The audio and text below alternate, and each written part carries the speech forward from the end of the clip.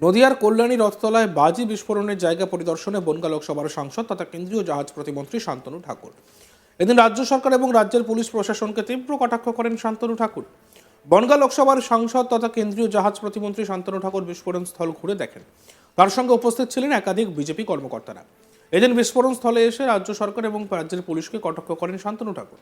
তিনি বলেন, রাজ্য সরকারকে পদক্ষেপ নিতে হবে, আর যদি সেভাবে কোনো পদক্ষেপ গ্রহণ না করা হয় সেক্ষেত্রে কেন্দ্রীয় স্তরেও তিনি এই প্রসঙ্গ তুলে ধরবেন।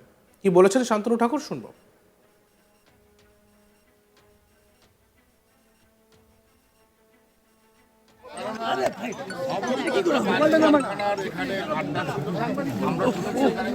সামনে সিকিউরিটির জন্য আমরা কিছু তুলতে পারছি না।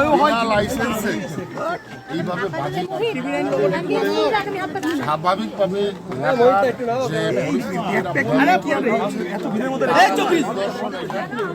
আমি অত্যন্ত বলছি যে এই রাজ্যের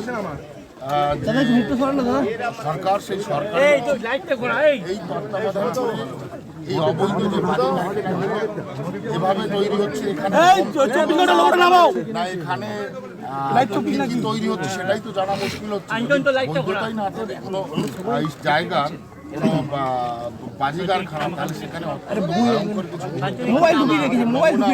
দেখলাম আমাদের জানাও ছিল না যে এখানে একটা বাজি কারখানা আছে। আপনার সংসদীয় এলাকা এখানে রয়েছে, গোডাউন রয়েছে, এগুলো কি জানতেন আপনি আগে? এগুলো তো আমরা জানতামই না আগে। এখানে যে তৈরি হচ্ছে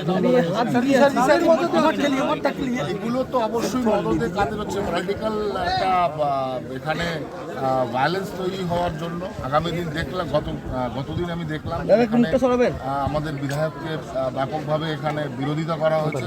আমি মনে করি যে এগুলো স্বাভাবিক, যে একটা জায়গাতে ঘটনা ঘটেছে, স্থানীয় বিধায়ক বা সেখানকার সাংসদরা সেখানে যদি বিরোধিতা করা হয়, তার মানে বোঝা যাবে যে যারা বিরোধিতা করেছে তাদের মত আছে, আর এটা শাসক দল ছাড়া আর কিছু হতে পারে না। আমি বলছি তো যে কেন এখানকার প্রশাসন এই ব্যাপারটাকে সার্ভে করেনি আগে থেকে, কেন এটাকে সঠিকভাবে এর রিপোর্ট তৈরি করে এদেরকে ব্যান্ড করেনি, এটাই আমার প্রশ্ন।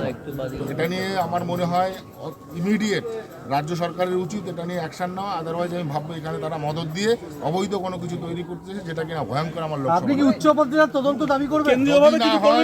না হয় অবশ্যই আমরা যাবো। বারবার সবুজ বাজি তৈরি করার কথা বলছে মুখ্যমন্ত্রী, তারপরে এরকম একের পর এক বিস্ফোরণ ঘটছে। একটা বাজি কারখানা, সেখানে লাইসেন্স দিতেই হবে তাকে, একটা নিয়ম পশ্চিমবঙ্গে সারা ভারতবর্ষে। সেখানে অবৈধভাবে বাজি কারখানা তৈরি হচ্ছে, প্রশাসনের কাছে, পুলিশ প্রশাসনের কাছে খবর নেই। এটা অত্যন্ত দুর্ভাগ্যজনক আমাদের কাছে মনে হচ্ছে। তার মানে এখানে ইল্লিগাল কোনো কিছু তৈরি করা হচ্ছিল, যেটা কিনা সোসাইটির জন্য অনেক। পাশাপাশি তিনি বলেন, পশ্চিমবঙ্গে আরও যে সমস্ত অবৈধ বাজি কারখানা রয়েছে সেই সব জায়গায় সন্ধান করা উচিত পুলিশের। যারা এর সঙ্গে জড়িত তাদেরকে গ্রেপ্তার করা উচিত। কে বা কারা এই কাজের পিছনে মদত দিচ্ছে তাদেরকে খুঁজে বের করার কথা বললেন শান্তনু ঠাকুর। কি বলেছেন তিনি, আমরা এই বিষয়ে আরও তার বক্তব্য শুনব। আমি তো বললাম এটা দায়িত্ব পুলিশের, আর যে গ্রেপ্তার হয়েছে তাকে কঠোর থেকে কঠোর সাজা দেওয়া উচিত, কারণ সে বিনা লাইসেন্সে এগুলো করছে। কোনো প্রকার কোনো স্টেপ নেয়নি, তো সেখানে এটা লজ্জার বিষয় আমাদের কাছে যে পশ্চিমবঙ্গ গভর্নমেন্টের যে পুলিশ অ্যাডমিনিস্ট্রেশন, আমার লোকসভাতে আছি যারা এখানে রানাঘাটের এসপি আছেন, আমার মনে হয় যে ইমিডিয়েট আরও যে অবৈধ বাজি কারখানা এগুলো আছে সেগুলোকেও সঙ্গে সঙ্গে এগুলোকে আমার মনে হয় যে গ্রেপ্তার করে তারা বিনা লাইসেন্সে কেন করছে, কী অবৈধ জিনিস এখানে তৈরি হচ্ছে, আর লাইসেন্স ছাড়া বাজি কারখানা তৈরি হবে কেন, সেটাও একটা বড় গুরুত্বপূর্ণ প্রশ্ন। যথেষ্ট একটা নেগেটিভ কাজ চলছে, আমরা পরিষ্কারভাবে ধরে নেব। এই ঘটনার জন্য আমি তীব্রভাবে নিন্দা জানাই। ঠিক আছে, স্থানীয় যারা এই শাসক দলের যারা নেতাকর্মীরা আছে তাদের, যে তারা বাধা দিয়ে আজকে এখানে একটা নেগেটিভ সিচুয়েশন তৈরি করেছে। আর দ্বিতীয়ত যে অবৈধ কারখানাগুলো এখনো আছে সেগুলোকে ইমিডিয়েট তাদের লাইসেন্স দেওয়া হোক, তাহলে তাদের গ্রেপ্তার করা হোক। নদিয়ার কল্যাণী রথতলায় বাজি বিস্ফোরণের জায়গা পরিদর্শনে বনগাঁ লোকসভার সাংসদ তথা কেন্দ্রীয় জাহাজ প্রতিমন্ত্রী শান্তনু ঠাকুর। এদিন রাজ্য সরকার এবং রাজ্যের পুলিশ প্রশাসনকে তীব্র কটাক্ষ করেন শান্তনু ঠাকুর। বনগাঁ লোকসভার সাংসদ তথা কেন্দ্রীয় জাহাজ প্রতিমন্ত্রী শান্তনু ঠাকুর বিস্ফোরণের স্থল ঘুরে দেখেন। তার সঙ্গে উপস্থিত ছিলেন একাধিক বিজেপি কর্মকর্তারা। এদিন বিস্ফোরণ স্থলে এসে রাজ্য সরকার এবং রাজ্যের পুলিশকে কটাক্ষ করেন শান্তনু ঠাকুর। তিনি বলেন, রাজ্য সরকারকে পদক্ষেপ নিতে হবে, আর যদি সেভাবে কোনো পদক্ষেপ গ্রহণ না করা হয় সেক্ষেত্রে কেন্দ্রীয় স্তরেও তিনি এই প্রসঙ্গ তুলে ধরবেন। পাশাপাশি তিনি বলেন, পশ্চিমবঙ্গে আরও যে সমস্ত অবৈধ বাজি কারখানা রয়েছে সেই সব জায়গায় সন্ধান করা উচিত পুলিশের। যারা এর সঙ্গে জড়িত তাদেরকে গ্রেপ্তার করা উচিত। কে বা কারা এই কাজের পিছনে মদত দিচ্ছে তাদেরকে খুঁজে বের করার কথা বললেন শান্তনু ঠাকুর। এই বাজি কারখানা বিস্ফোরণ স্থল পরিদর্শন করতে গিয়ে শান্তনু ঠাকুর ঠিক কী মন্তব্য করেছেন আমরা আরও একবার শুনব।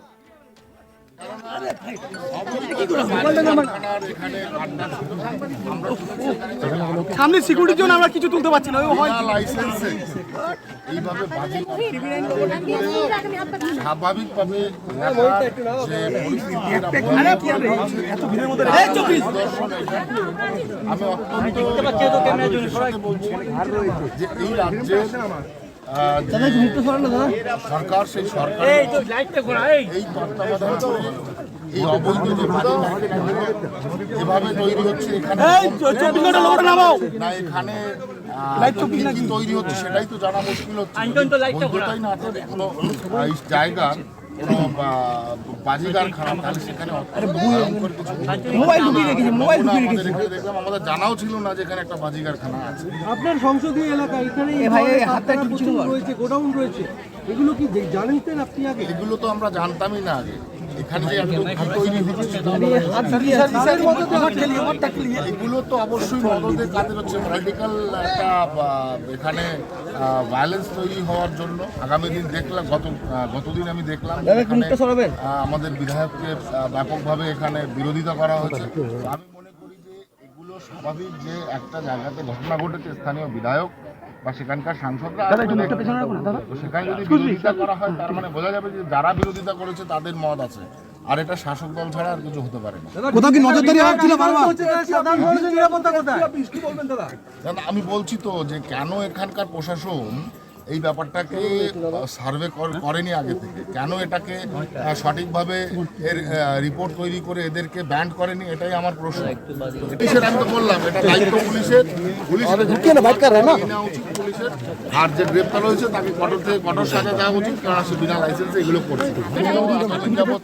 কোনো প্রকার কোনো স্টেপ নেয়নি, তো সেখানে এটা লজ্জার বিষয় আমাদের কাছে যে পশ্চিমবঙ্গ গভর্নমেন্টের যে পুলিশ অ্যাডমিনিস্ট্রেশন, আমার লোকসভাতে আছে যারা এখানে রানাঘাটের এসপি আছেন, তো আমার মনে হয় যে ইমিডিয়েট আরও যে অবৈধ বাজি কারখানা এগুলো আছে সেগুলোকেও সঙ্গে সঙ্গে এগুলোকে আমার মনে হয় যে গ্রেপ্তার করে তারা বিনা লাইসেন্সে কেন করছে, কী অবৈধ জিনিস এখানে তৈরি হচ্ছে, আর লাইসেন্স ছাড়া বাজি কারখানা তৈরি হবে কেন, সেটাও একটা বড় গুরুত্বপূর্ণ কোশ্চেন। পুষ্ট একটা নেগেটিভ কাজ চলছে, আমরা পরিষ্কারভাবে ধরে নেব।